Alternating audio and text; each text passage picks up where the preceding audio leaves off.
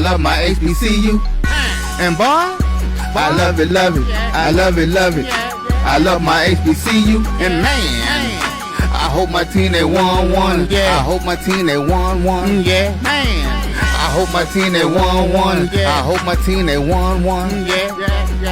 I tune into the HBCU Sports Lab to see if my team won or lost. If they lost, I'm quiet as a mouse. But if they won, keep tab. I'ma do the dab, yeah. Dr. Cavil, he know what he be talking about. Mike and Charles, they know what they be talking about. They compress the analytic data with the hip hop. If you know them like I know them, they gon' tell you if your team, if they won or lost, and who the ball. So listen to Professor, yes sir, and pay attention, cause he gon' teach a lesson. This is Dr. Cavil with Inside HBCU Sports Lab with Mike Washington and Charles Bishop. I must say, Charles and Mike, it's getting a little cold out there. Pretty cold, Doc. Yeah. Pretty cold. Pretty cold. Must be ice cold. Ice cold. Yes, indeed. Ice cold. Yeah, you know what happens when it's a little cold. Yes, sir. Yes, sir. Shout out to the Jewels. Shout out to the Jewels. Must be an alpha in the atmosphere. Good stuff. Good stuff. Yep. That being said, The chance of coming back to me. The chance of coming back to me. I bet they are. For all those that know, tomorrow, December 4th, is Founders Day for Alpha Phi Alpha Fraternity Incorporated, the oldest intercollegiate historically African American fraternity. Good stuff. With that being said, welcome to episode 592 of Inside the HBCU Sports Lab radio show and podcast. The show that's covering the sporting HBCU dash for all things HBCU sports. For institutions large and small, from the NAIA to the NCAA, we share insights and information on the HBCU sports culture, HBCU athletic aesthetics to facilitate the story of HBCU athletic programs and the business of HBCU sports. Short, we call it just HBCU sports pedagogy. I'm your host, Dr. Kenyatta Cavil, along with my co-host, Mike Washington and Charles Bishop. We're filming from our home studios and Signal Live, the KSOH 1230 AM studios with the Texas Radio Hall of Famer. That's Ralph Cooper in the beautiful home of Texas Southern University from Houston, Texas. With that being said, I know we had, Black Friday. Looked like we had a little bit Black Monday. We even got a little Black Monday, and I'm not talking about this black in terms of your pockets being empty because you bought all your Christmas stuff because they were supposedly on sale. Yeah. I'm talking about some folks got a ugly letter in their hands the last couple of days. So unfortunately, I think we have to go in that direction with the news. Mm-hmm. So I'm gonna start with you, Charles. What's one of the ones out there that you are going to talk about with the people? Yeah, well, we'll start with the SWAC. Of course, made news yesterday as Alabama A&M Director of Athletics, Dr. Paulie Brown, announced Monday a change in leadership for the Alabama A&M football program. As head coach, Connell Maynard will be relieved of his duties effective immediately. So that's one of the changes in personnel, if you will, around HBCU athletics. Man, they should be serious about what have you done for me lately. Multiple championships won at Alabama A&M.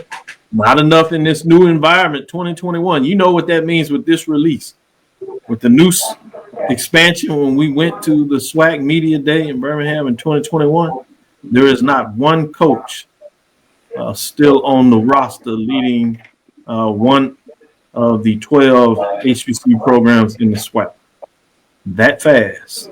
Wow. The Celebration Bowl effect is real. Very real. Very real. Good or bad? If you can do well, you might get other opportunities. You don't get there, you might be pushed to seek other opportunities.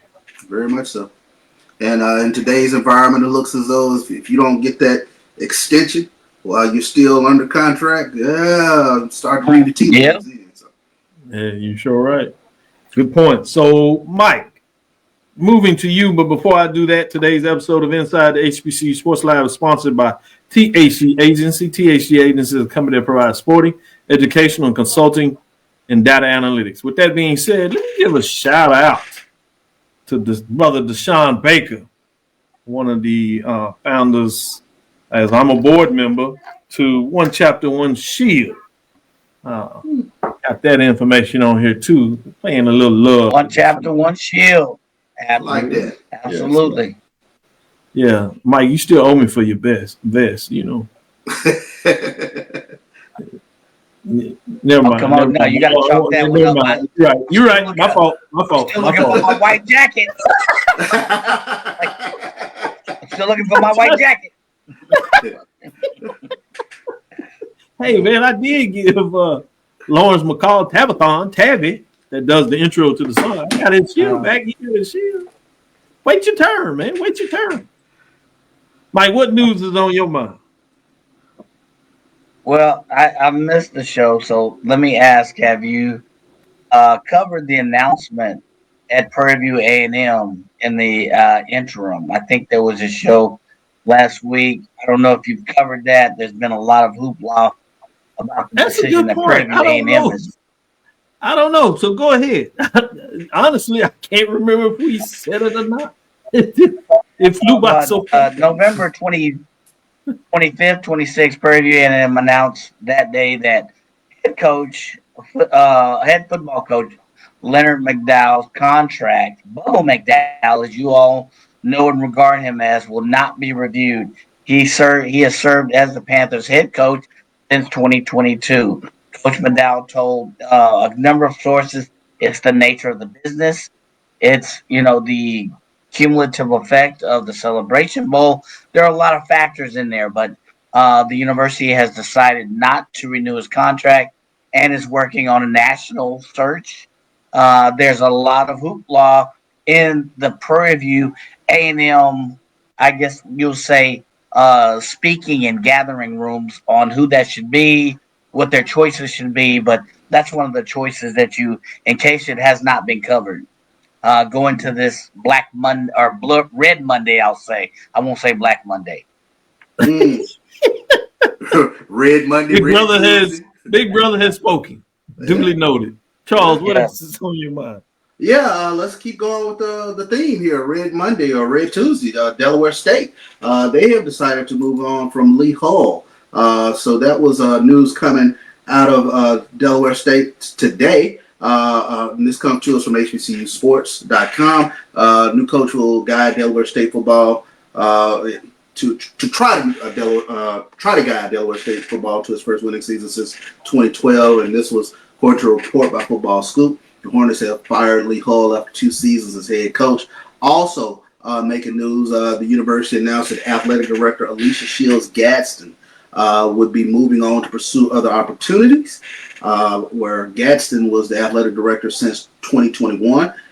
So it looks as though she will be replaced by Tony Tucker, local basketball legend who's been at Delaware State as an associate vice president since last year. So big changes over at Delaware State with regards to the administration and football coach. Shout out to Emma. She gets the code of the day. She say, it's cold at Daytona Beach. So some people understand the language that we're speaking today. This week. It is. I like that. Also, to your point, as that was a little surprise in terms of being so early in the contract. Just 2 years in, obviously didn't have a great season. Won the first game of the season, which was significant because they hadn't won in a while, but didn't get another win the rest of the season. Even though they had some close losses early on, they kind of got worse as athletes were injured. But for this early move, I thought that was intriguing in terms of that. The other one is Shaw Bears released their coach. After I have them as high as ranked 8 in the rankings at the end of the season. Winning season, solid campaign, tough. What was the Southern Division, but it wasn't enough for the coach there. So I wondered if that was just in terms of what happened on the field or was some other reasons why they decided to go in a different direction. So I'm fascinated with that. We have one of the Division II HBCU gurus in the chat, so he may be able to provide a little more context to what that was in terms of WSSU Ram Nation, in terms of his thoughts. With that being said, I'm going to go back to Mike and get your thoughts in terms of what's out there. They did have the band announcement, the final two, in terms of the major division and what we refer to as mid-major division. That is the case. I tell everybody, AD gets their own hire. I don't know if people really realize that about Alabama A&M. While the president was on campus, the current president was the provost. Then they moved up, and it was a different AD that hired. So it's another similar case as Prairie View. When you got a different president and AD, if you're not just really knocking it down, folks oftentimes decide they want to go in a different direction. Mike, what were you going to put on the table? No, I was going to switch the thing and talk about this band of the year thing as we head to the Celebration Bowl. Yeah, so so it's unclear which football teams will compete. In the Celebration Bowl. We still have a SWAC championship to be played in that little bitty little bitty city of Mississippi. The band of the year officials revealed that. Yeah, you got another itty bitty city in the Mississippi. You got Ida Mena, and you got that other one. Charles, where's that city? So anyway, Jackson, Mississippi. That's D. Jackson, Mississippi. I'll take over everything. Yes, indeed. Now you gonna throw a little pronoun noun in front of the little capital V. Oh, okay, this is how we going. All right. So anyway, the band officials have revealed Monday the four bands for the Battle of the Bands, and this year it's North Carolina A&T, Florida A&M, Miles College, and Virginia State. So Miles College and Virginia State will meet in the Division II bracket and determine the winner. And then, of course, North Carolina A&T and Florida FAMU will meet in the Division I bracket. So those are the four institutions. There was a lot of hoopla. I don't know if you caught X or what I used to call Twitter. I still call it Twitter. Sorry. Maybe that makes me old-fashioned, but whatever. There's a lot of hoopla as to which bands should have been. Should they expand it to 6 teams or whatever? But those are the 4 teams. You can check out social media and see what your thoughts are, but those are the 4 teams in the year of our Lord 2024. Good stuff when you talk about the fact of what's taking place with the band of the year. Nice matchups. I know a lot of people out there kind of intrigued that Jackson State was so high. Not that you potentially fall, but how far they fall. They basically fell out of the top 5, which shook everybody up a little last weekend. So everybody's intrigued about, what did they report in their last show that did that. Some people were saying it may have been a lot of focus in terms of the drum major, the drum section, in terms that put them out of that top spot. But fascinating matchup when you talk about A&T, FAMU. Well, they got that. If you check out some of the channels, I was checking out a few of the comments, and they were like, what's the focus? Is there a particular focus this year? Are they focusing on the drum line? Are they focusing on all-around performance, dancing? What do they they have the 5 areas, and I don't know if they do a really good job of putting that out to the masses of people. I know HBCU Game Day tries to do that information about getting the releases and breaking down the areas, but I'm not sure if folks really think about that. I know the Tiger Nation will not be happy, but if y'all win, I will say this. They clawing already. Yeah, I will say this. Let it go. I will say this though.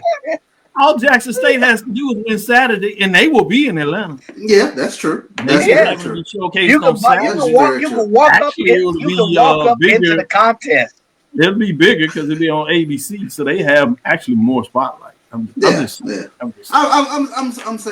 I think sometimes with regards to this, styles make fights, and I don't know. I asked this question last year. In terms of, I think you have a culture that you see a lot in the SWAC that's different sometimes than what they're sort of judging on. So there's not a lot of focus on drum lines and the SWAC and things of that nature. So I agree. It's Other than Prairie View, it ain't been good enough for Prairie View though. Exactly. but to your point, I think you see what we sort of judge on is that sort of battle, so there is a lot of heavy emphasis on the fifth quarter. So if that's, not a metric within the rankings, and I understand Jackson State does have an individual that's on the committee and things of that nature, a former band director. But again, I think it's just sort of a stylistic thing that you kind of have to take a look at. And the question becomes,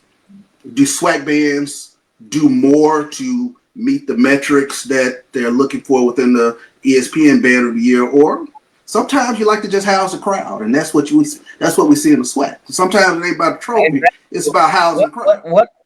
It's about entertaining the crowd. It's the rubrics. What set of rubrics are you listening to? Are you entertaining the crowd, or is it about style, or is it whatever? So I think that's the question that you saw on a lot of the social media feeds, and you see it coming across. I know this though. Y'all can say whatever measure you want. They won't be holding up no trophy. That's right. That's right. These are facts. So, it is what it is. But again, if they win on Saturday, they will be in Atlanta.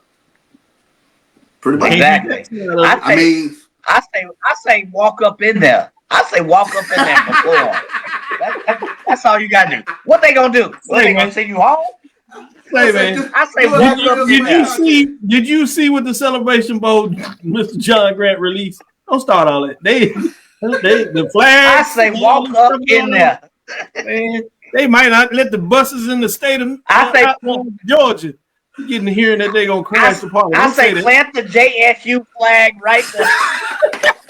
Plant that JSU flag right there. I say walk up, bum rush, walk up in there. See, I'm not gonna. You know it must be Father's Day tomorrow. Mike is acting up. He can't haze no more, so he gonna talk no. Gotta get walk up in. What they gonna do?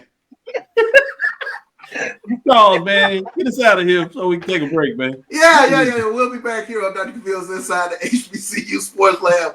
Well, we talk about this band stuff offline. Thank you. Save us. Looking for the ultimate cultural experience of 2025? The Zora Outdoor Festival of the Arts is where you need to be. From January 31st to February 2nd, Eatonville, Florida will come alive with incredible live performances from the Levert Experience and the Bar Cave. Immerse yourself in interactive art. Shop from over 80 vendors. Take a journey through history with a new virtual tour app. And enjoy family-friendly STEM activities. Plus, don't miss the unforgettable R&B tribute to the legends, honoring talents such as Whitney Houston, Marvin Gaye, and Luther Vandross. This is more than a festival. It's a celebration of Eatonville's rich cultural heritage. Visit zorafestival.org for tickets.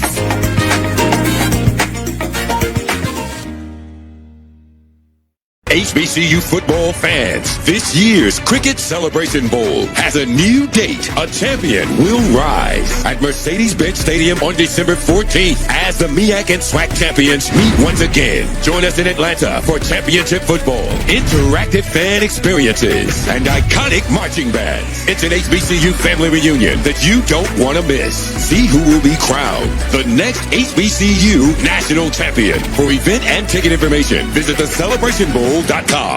When it comes to professional learning, teachers deserve better. From the leader in online learning, Stride brings you the Stride Professional Development Center, an on-demand library of mobile-friendly courses that gives teachers choice and flexibility, allowing them to learn anytime and anywhere. Our dynamic courses provide bite-sized learning and help educators advance their knowledge while also gaining professional development hours. It's time you take charge of your learning. Visit us today to get started. At AutoMasters LLC, our mission is to serve our community by providing quality automobiles at affordable prices.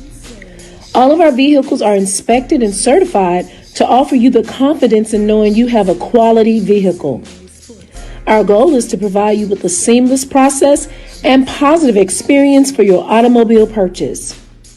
Financing recommendations and specific vehicle inquiries are available at your request. You can find us at www.automasters06.com and follow us on Facebook and Instagram. Also, please feel free to contact Terrence Miles at 601-927-7794. And oh yeah, tell him Sonia sent you. Compress the analytic data with your hip hop. If you know them like I know them, they gon' tell you if your team, if they wanna lose, and who the ball. So listen to Professor, yes sir, and pay attention, cause he gon' teach a lesson. This is Dr. Cavil inside the HBCU Sports Lab with Mike Watson, Charles Bishop. With that being said, let's get into the poll rankings. Not a lot of change. We're going to move through this as we get prepared for the second half of the show. That being said, there was a change at the top. Let me just get through that. No teams dropped out this week. We can talk about those teams that were receiving votes. Shaw Bears, 6-4, 4-3. That's why I was a little stunned. In terms of that announcement, we talked in the first segment. You had the Albany State Golden Rams that were also at 6-4, and Fort Valley State Wildcats at 6-4. So it's hard to get in that top 7 unless you have a really good team. But Livingston Blue Bears do just sneak in the 7th spot at 6-4, 4-3. They remain at number 7. At number 6, you have Winston-Salem State, the Rams, at 7-3, 5-2. As they remain at number 6. As you see, going through that a little bit, at number 6, we have Winston-Salem State, the Rams, 7-3, 5-2. They remain in the 6th spot. At number 5, you have the Clark Atlanta Panthers, 7-3-1, 6-2. You're going to start getting into some of these teams that had a successful season and what at least a lot of the media platforms out there, you know, social media, HBCU media, and those outside of that, where you start hearing these names. Coach Teddy Keaton, where folks believe that they may be in the hunt for one of these jobs that's starting to come open, particularly when you look at D2 moving to FCS from an HBCU framework.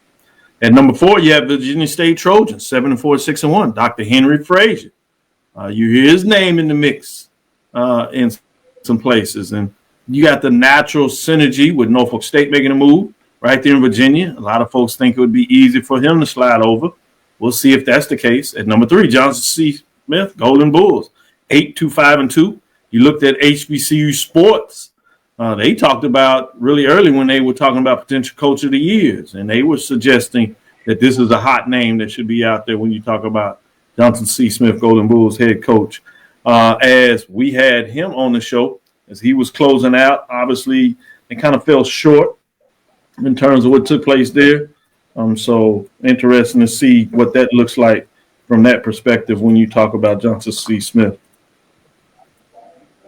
head coach. Let's move on to number 2, where things start to change a little bit there in terms of the mix. And obviously that's Maurice Flowers over there, Johnson C. Smith.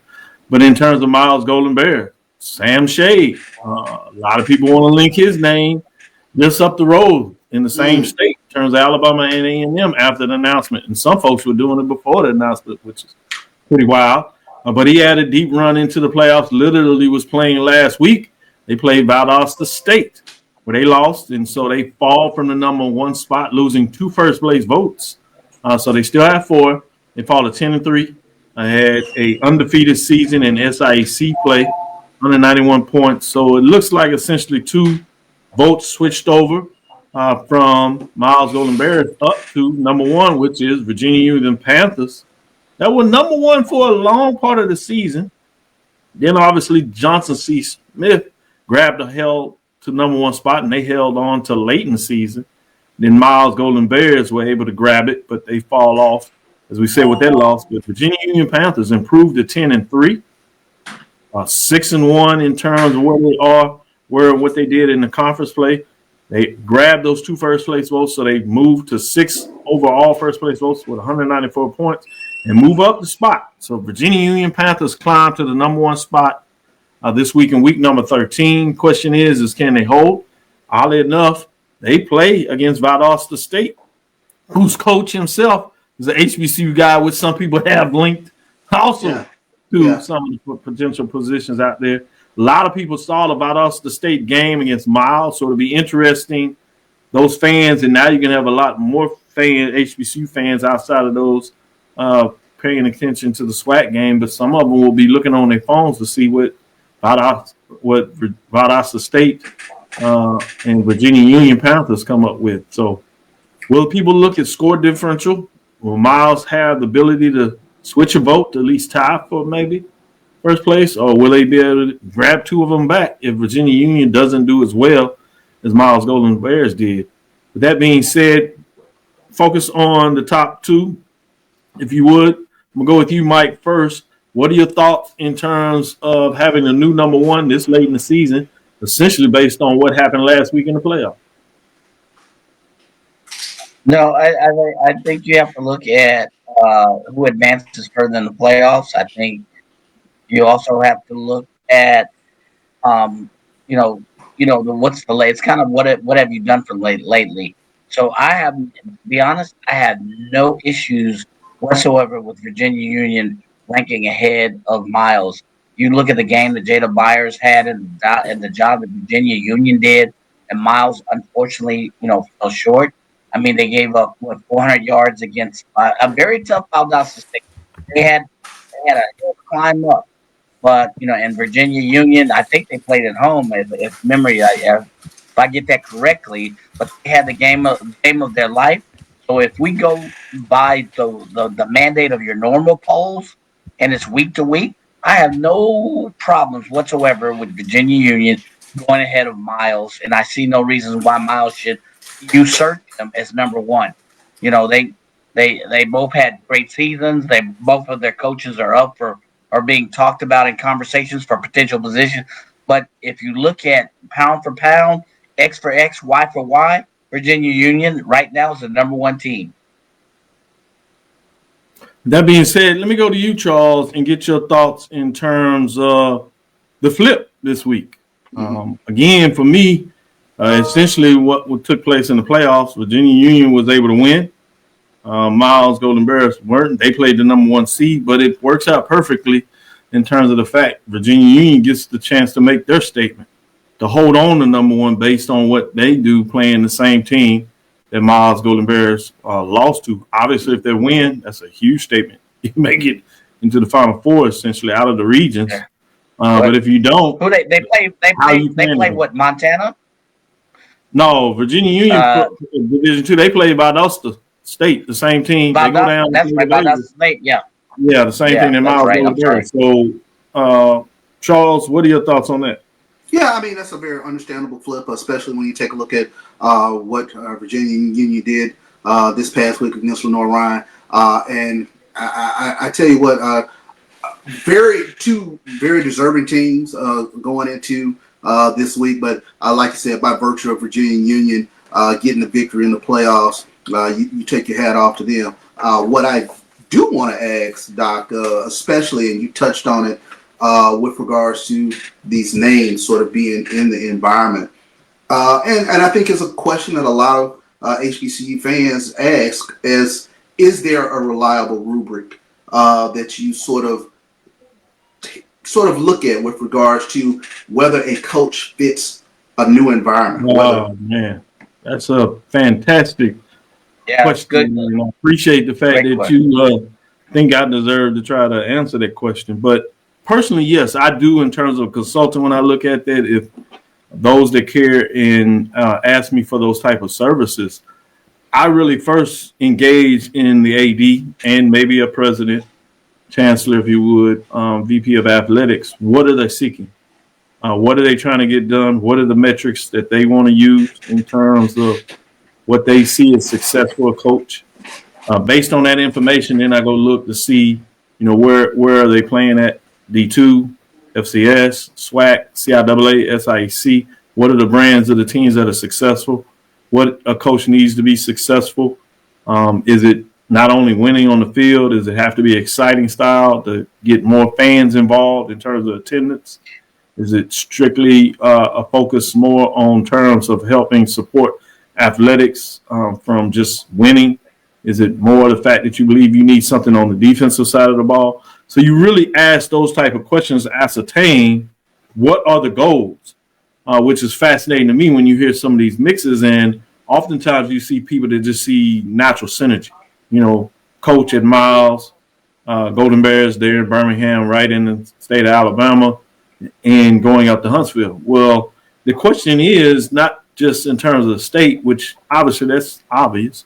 Recruiting, you would think that would be there. But are the recruiting mechanisms the same at Miles College in terms of the ability to get students in as it is at Alabama A&M? So what particularly made this coach a good recruiter? Was it his ability to recognize talent, or was it just the ability to sell Miles College, or was it a natural match in terms of what that looks like? So those are the things that you really want to look at, not just who was successful, because we've seen coaches do that, right? We've seen coaches. Coach Connell Maynard was very successful at Winston-Salem State. He left there and went to Hampton, obviously was not quite as successful there, had a little bit of success at Alabama A&M. So you got to be careful of just assuming that a coach won in one place that he'll win somewhere else. And so that's what we're thinking about now. Go ahead, Mike, because we're going to go to break. Little follow-up question. You know, how do you decipher between, I'm looking at, your explanation of the Rufix, but, one coach that may be a one-hit wonder versus another coach, there are other factors. So, for instance, just to throw out names, you look at Keaton, what he's done in 1 year, 2 year. You look at Frazier and what he's done over the course of several institutions over 2 years.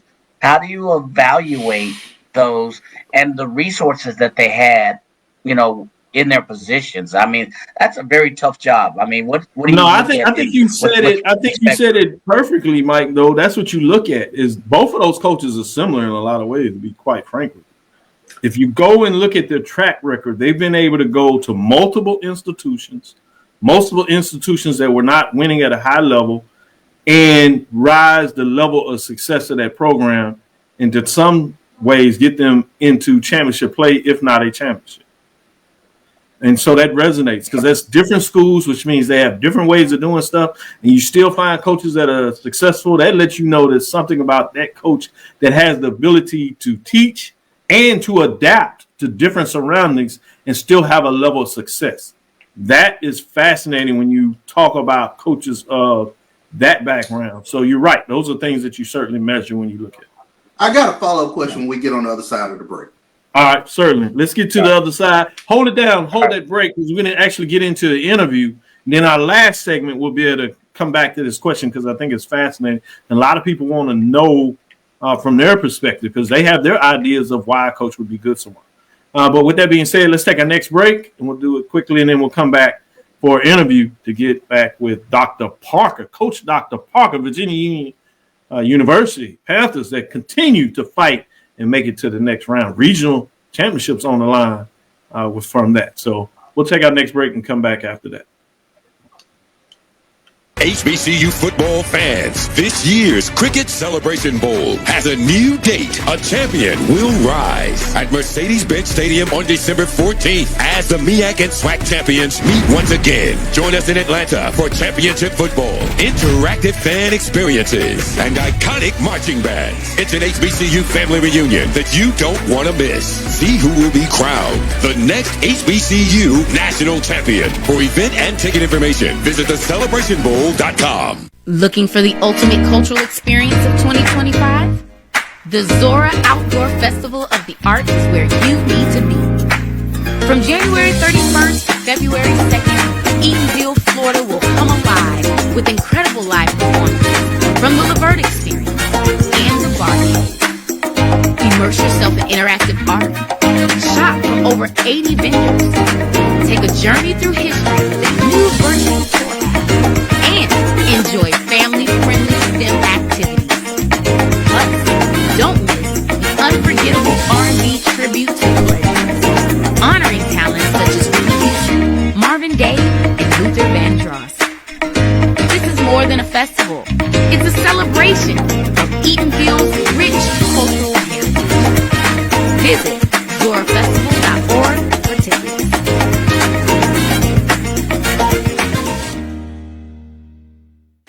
ESPN Events Band of the Year, a title reserved for the absolute best in the world of HBCU marching bands. A season-long competition that culminates in Atlanta on Friday, December 13th. Drum majors, percussion, drill, auxiliaries, musicality. All aspects will be adjudicated by expert judges in the world of college bands. 4 bands will qualify for the big stage, where national champions will be crowned. Follow us on social media for ranking updates throughout the season, and join us at Mercedes-Benz Stadium on December 13th for event and ticket information. Visit Compress the analytic data with your hip hop. If you know them like I know them, they gon' tell you if your team, if they wanna law, and who the ball.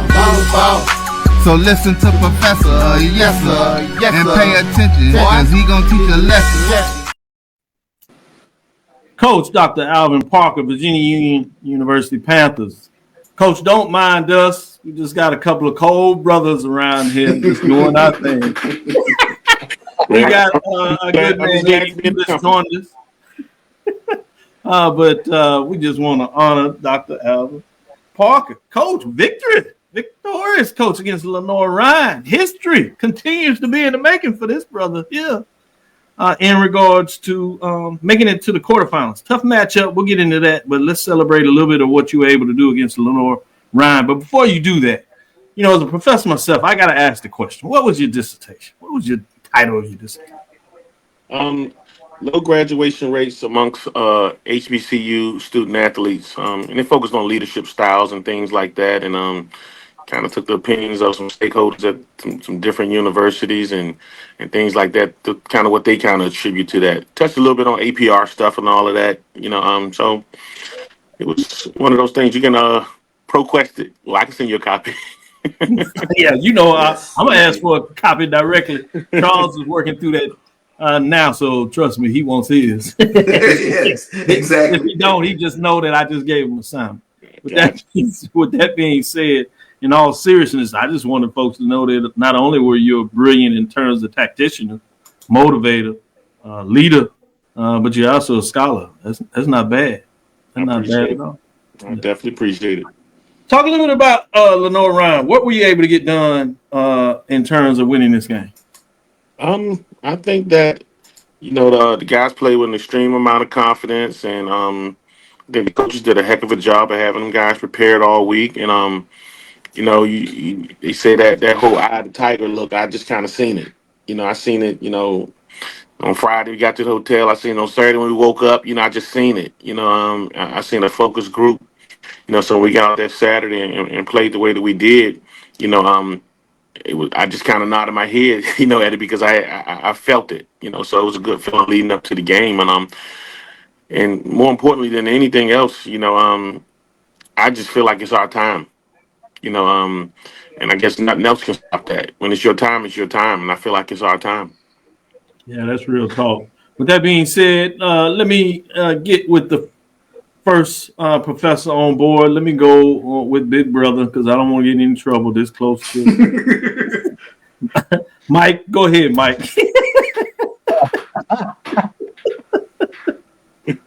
That's all right. So we have a lot of fun, Coach. You appreciate that. You appreciate that on the HBCU. I appreciate that. So Coach, congratulations not only on this season, but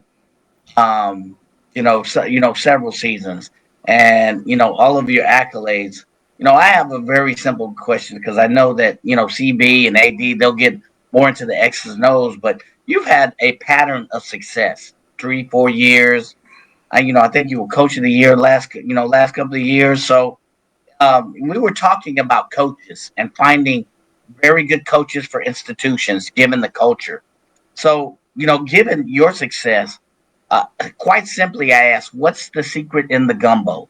What's that recipe, that sauce that you use for creating successful teams over year after year after year? Maybe you start off good, you finish up strong, or you start vice versa.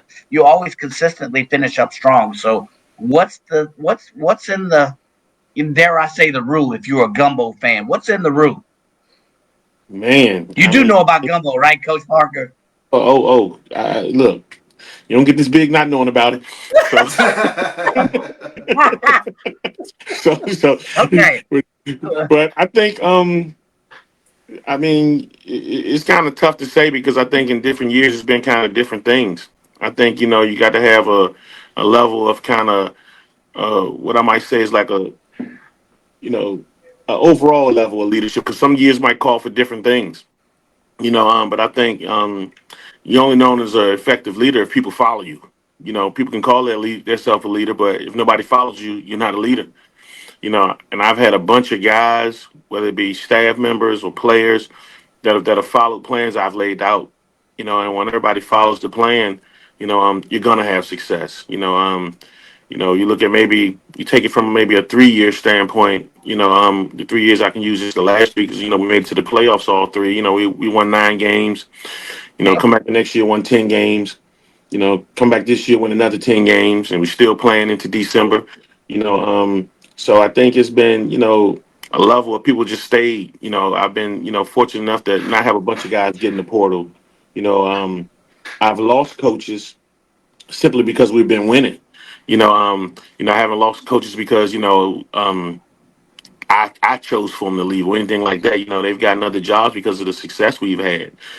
So it's just been a good amount of consistency around these parts. And again, it's been a lot of buy-in, and that's just not from the student athletes or the staff. That's from the university as well. You can't do it without them. Got to have buy-in from the top. Charles? Thank you. Yeah. Thank you, Coach Mark. I want to ask this question because we know about Jada Byers, we know about Curtis Allen, but it has to be, a really good feeling to know your offensive line can take you on the road and you can just pound teams into submission, if you will. But I wanted to highlight or have you talk about the offensive line and what they've done. And you talked about the level of consistency, but the level of consistency that you've had through the years, especially with running the football. Yeah, I mean, I think my college coach told me, all the time. He said, if you can run the ball well, good things will happen. So we've kind of laid our hat on that. But we've been able to throw it around too.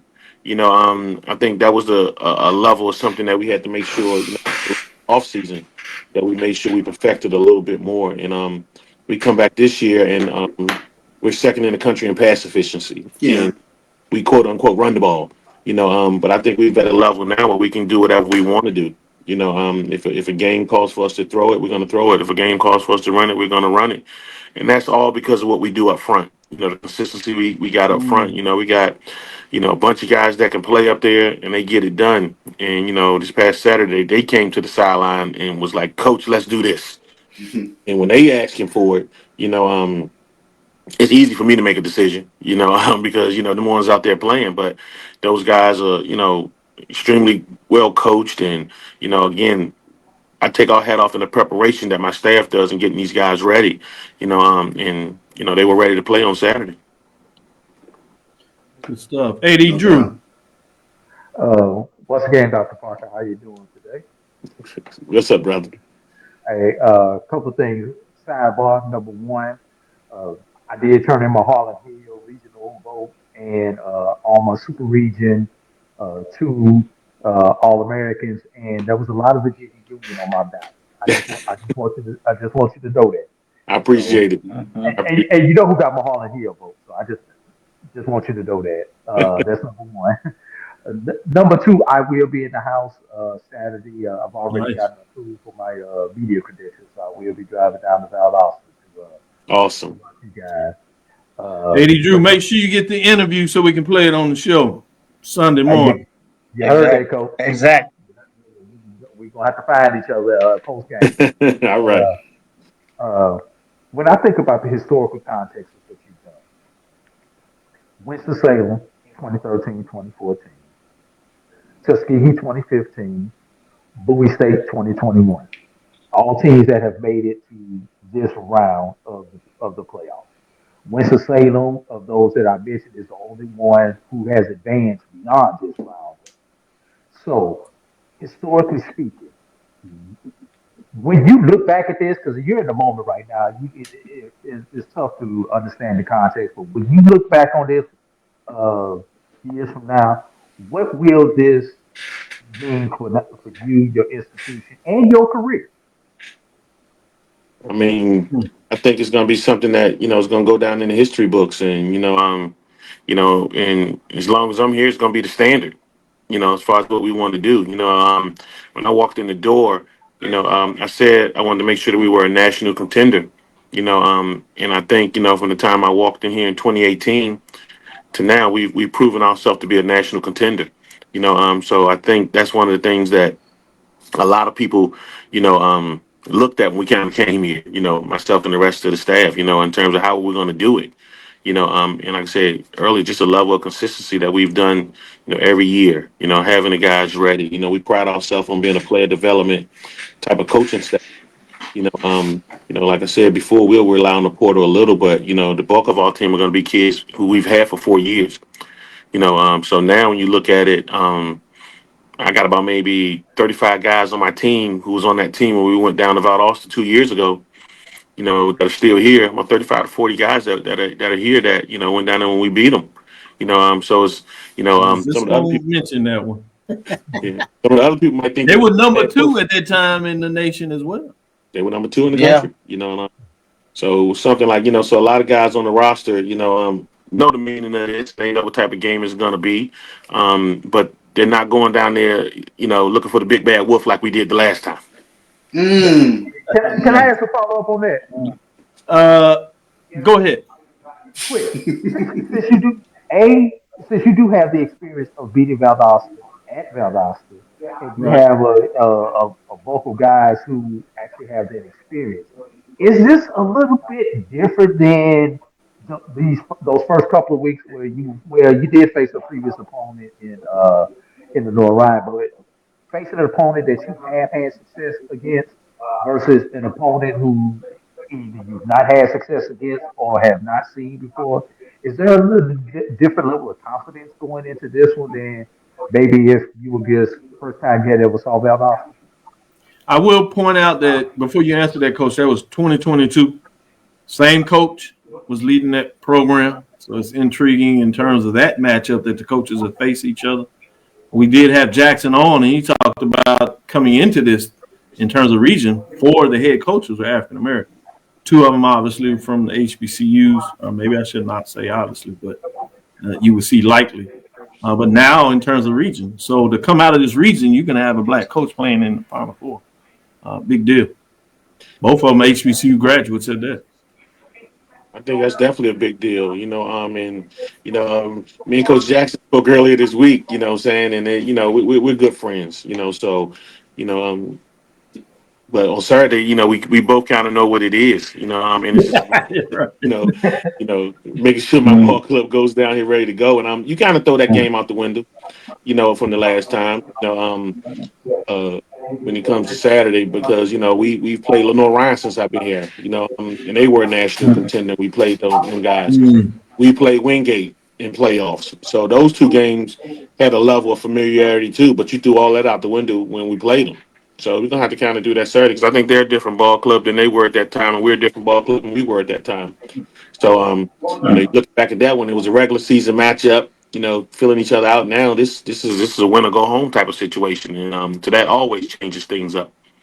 Yeah. But I do remember Jada ran for 3 bills in that game. Big deal. This is a fascinating matchup in so many different ways in terms of highly qualified teams, both top 25 teams. I've heard you've been a perennial top 25 team, so although folks in the HBCU framework are certainly familiar, now you're getting even that much more of a national light because you've done it multiple years. But what that being said, I know you got a busy schedule, so we'll get you out of here after this. I did want to put this out there. Knocking it out. Exactly. I want to put this out there that this is also an opportunity for folks to get your book, Stronger Than Pride. I think in terms of what you put on the table, it's been out there, but now people understand that this is a book that folks want to understand leadership, how to win, the winning ways, and just understand your ability to get some things done, that they need to check out this book. So I wanted to make sure I gave you that plug because I think it's appropriate, and we don't do that enough. Look here, man. Look, I appreciate the plug. Go to Amazon, type in my name, type in Strong pride, do any of that, that's probably the quickest way to get it. If you reach out to me, I'll make sure they get it too. But yeah, I'm gonna reach out to you directly because I want it signed. The only reason I'm saying it, I want it signed. And reach out to me directly because by the time Amazon take their cut, right. Yeah. If you need it, you can go there, but the email is right there, and we'll get the information out on the site of how they can get in contact with you. But seriously, we need to support this, and I know it's good information in that book. I've kind of read the forward from that perspective, so I got to get my hands on it. So I wanted to make sure folks understood that. But I saw a picture with your family after the victory. I thought that was wonderful that how you inculcate, obviously, the team is a family, but your family there too. So I wanted to make sure that we shared this with this opportunity. We don't always get to do that. But great job. Look forward to a great opportunity this weekend, and go Panthers. Appreciate you guys. Thanks for having me. Again, that rolls off the tongue so nice, Charles. Yeah, go Panthers. I see. I'll say that. Go Panthers.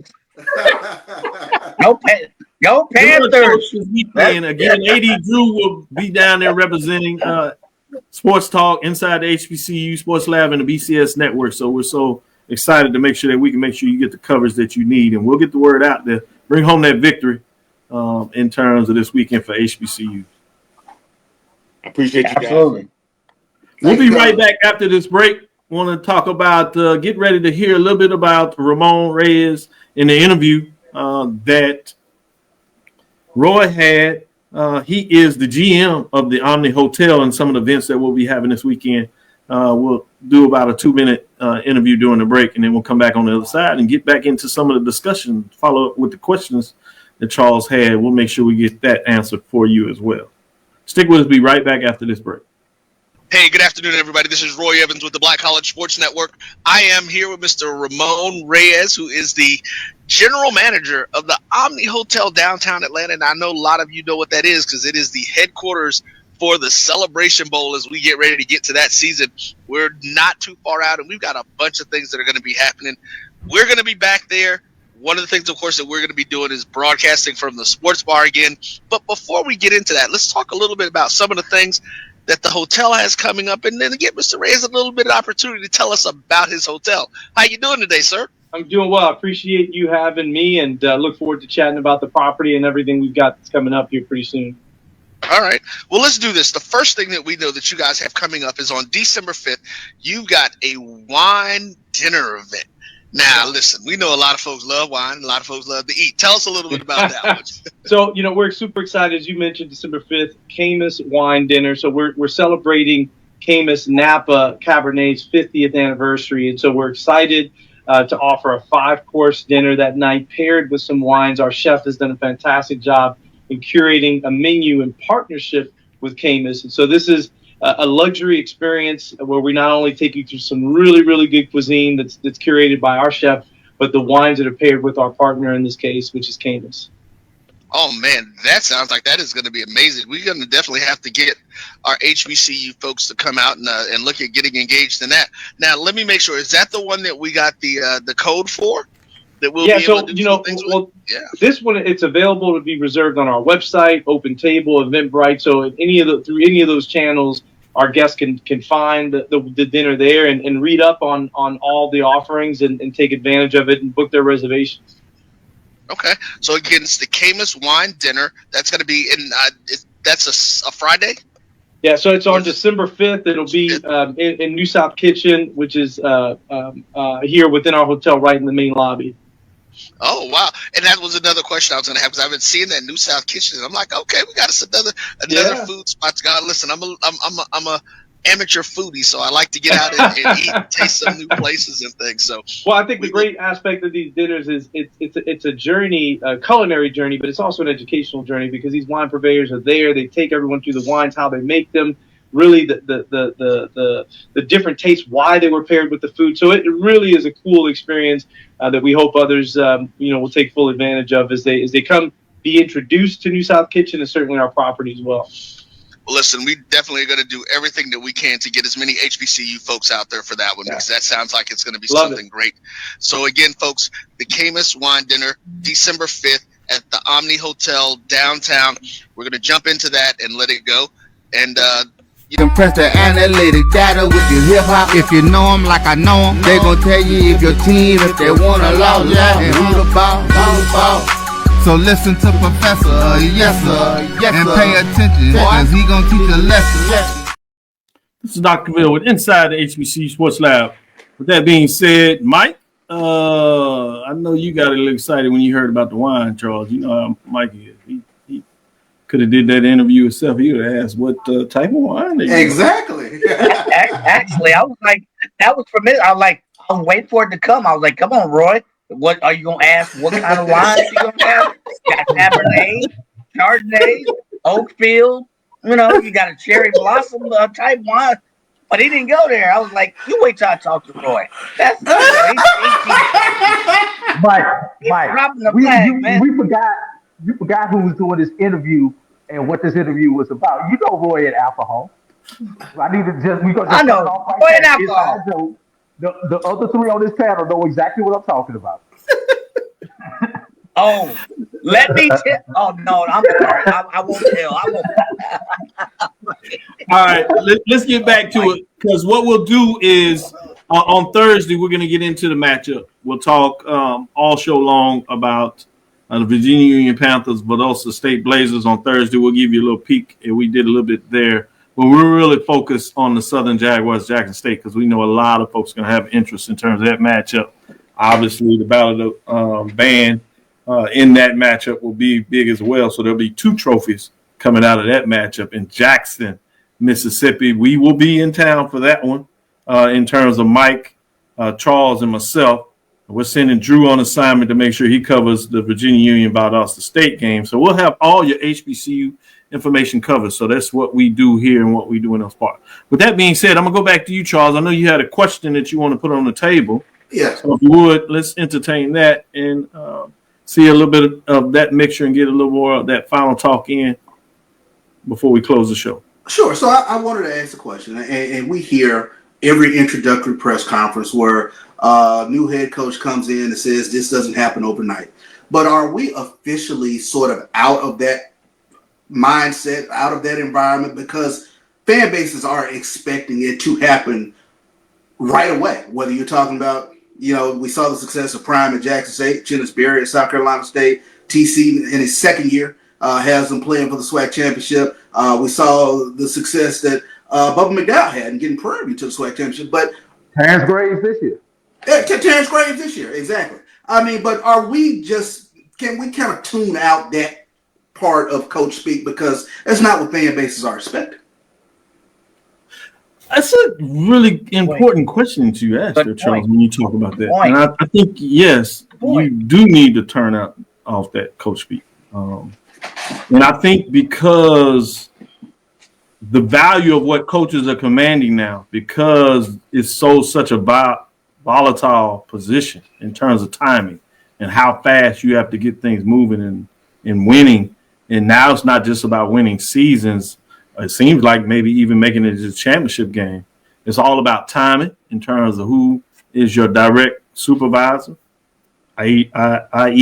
ADVP of athletics, who is your overall supervisor, presidents or chancellors. What are they trying to do for the university? A lot of people still refuse to understand in terms of enrollment and the role that it plays in terms of these institutions as they grow. So folks are trying to get out there in front of things. Many people see athletics as the window to the university, but that drives. We've seen what the prime effect does. We've seen what expansion does. We've seen what a solid coach as Coach Willie Simmons does to a program that is ingratiated themselves to a modern perspective of being online in the virtual social media space, going on here and doing interviews or doing their own interviews if they are able to command and bring in their own group to tell their stories in those multiple platforms to get it done. So that's the new window in terms of what it means to be aggressive as a coach. Not only do you have to find a way to do it on the field, you have to do it off the field. And off the field means making sure your students are doing right, getting in class, but also off the field in terms of making sure you engage in social media platforms. So you got to do that. Think about 2 of the 3 coaches that are in this mix. TC is very open to being able to talk to the media. Graves, in his own way, does it too now. But Chinnisberry over there, I can't get enough of his social media information. What he does in his halftime or pregame speeches, all that's out there for everybody to salivate.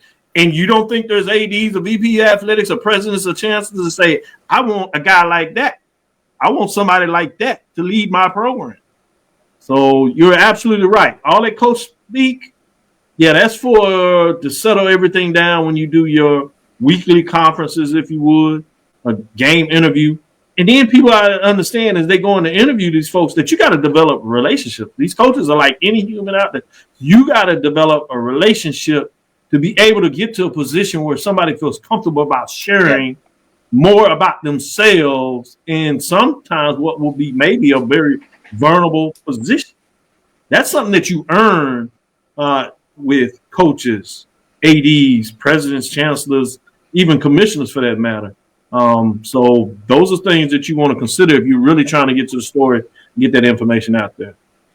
AD Drew, I know you wanted to provide some comments as well. What is a good job? You know, that's a great one too.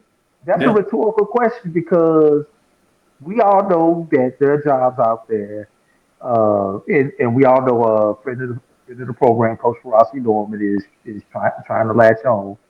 And this one of the questions that we talk about behind the scenes: what is a good job? Yeah. And what may be a good job for Charles Bishop may not be a good job for Mike Washington when they interview based on their skill set. So we don't look. This stuff is not about X's and O's. These people would not even be on the list if they don't have the X's and O's portion of it handled. It's all that other stuff. You know, what is the level of engagement from your fans?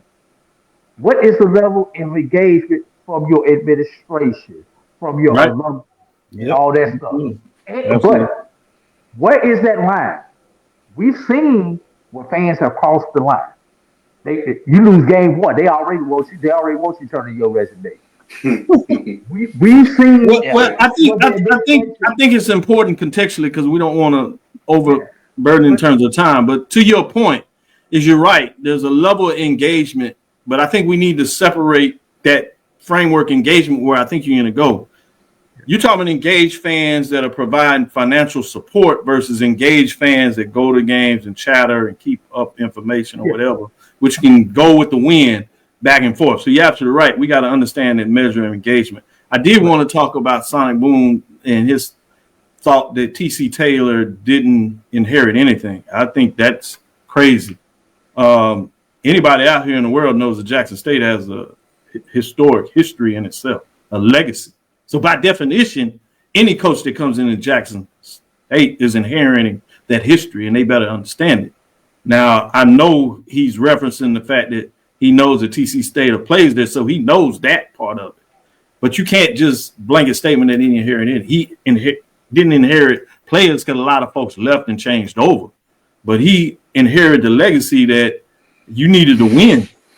There was also a lot that people refused to acknowledge, and I refused to play that game because I studied the numbers about it. There were a lot in terms of what was going on with the SWAC, with the expansion that was huge and still continues to push HBCU forward in this marketplace. That's why the SWAC in itself is having more revenue distributed to its institutions than ever before. We cannot just glaze over that and act like that's not true. That's a factor in terms of the expansion what took place. And to act like what Prime and what he brought to the table is ridiculous. And I will reject that. Just because you're frustrated because somebody left and they didn't do it in the way, I'm not going to let you do that. We're not going to be false narrative people. We're going to tell it what it is. There's good and bad with anything, but you're the wrong person that I'm going to frame that. That's not where I live. I'm going to speak the truth and I'm going to provide you the information. You also got to acknowledge what COVID did in the factor and how it changed the world in terms of the momentum. Now, we see a lot of that leaving HBCU spaces with all these corporations that promised all this support. And now we got somebody that are chasing out and don't want to acknowledge DEI, whatever they want to call it, even if I believe in it or not. The fact that you're changing too, that's a problem. You had obviously the racism with the death of George Floyd. Yeah. In terms of what took place, that was significant. So we can't just be revisionists in history because we have enough people out there doing that to us, and we can't do that. So we're not gonna play that again. We're not gonna do that. So Mike, go ahead and we'll get in. One piece to build off is, and we had this conversation, and you really kind of did a good job of clearing me up. You hear this argument, well, you know, Coach Simmons left Prairie View because Prairie View is not a destination place. Coach Prime left, you know, Jackson State. They're not a destination place.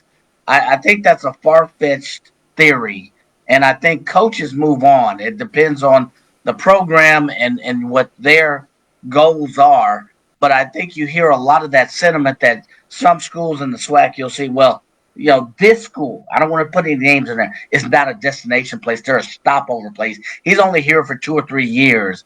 I mean, can you talk to that sentiment? Because you hear a lot of sentiment of that on social media. Well, he don't want to stay here. That's not a destination school.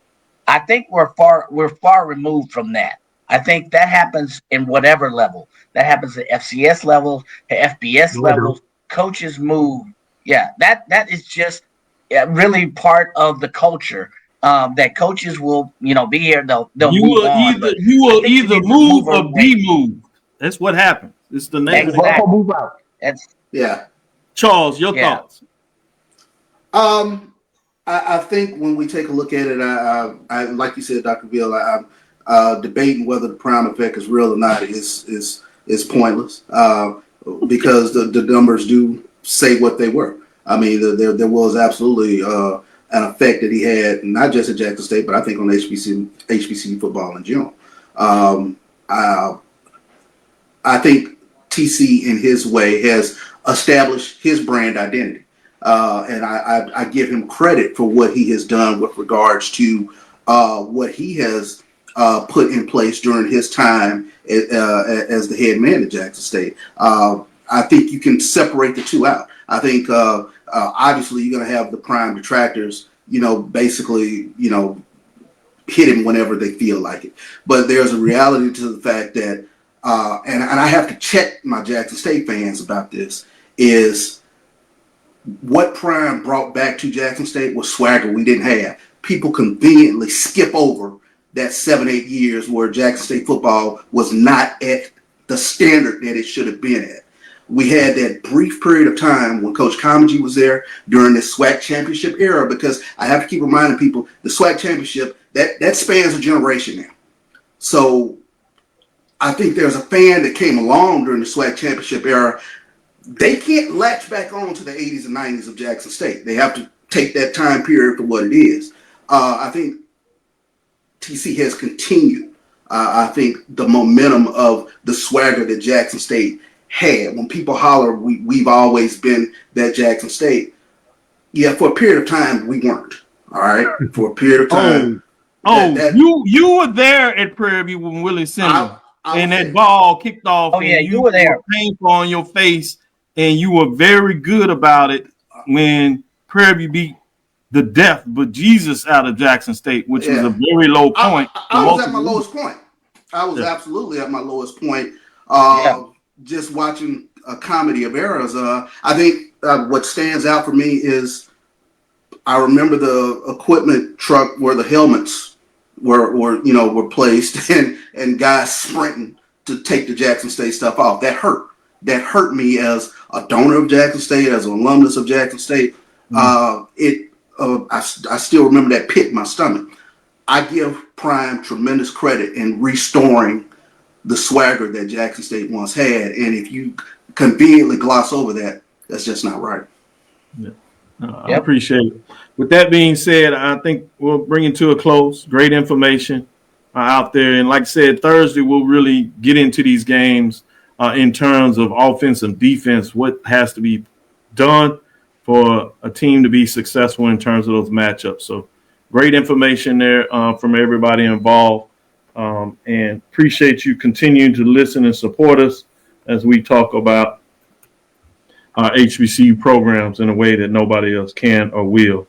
from that perspective. With that being said, we'll bring it to a close with Dr. Cavil's Inside the HBCU Sports Lab.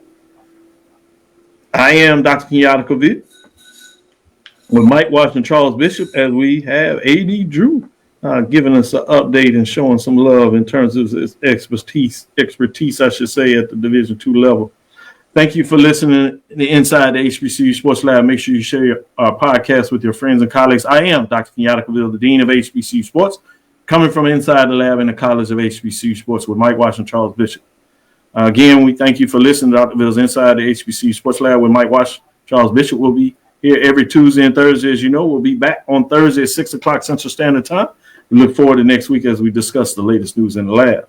Follow me, Dr. Kenyatta Cavil. That's DrKenyattaCavil. That's Facebook and Instagram, Inside the HBCU Sports Lab on Facebook and YouTube. Dream big. Continue to move forward. We will talk with you soon. Charles? Of course. Mike?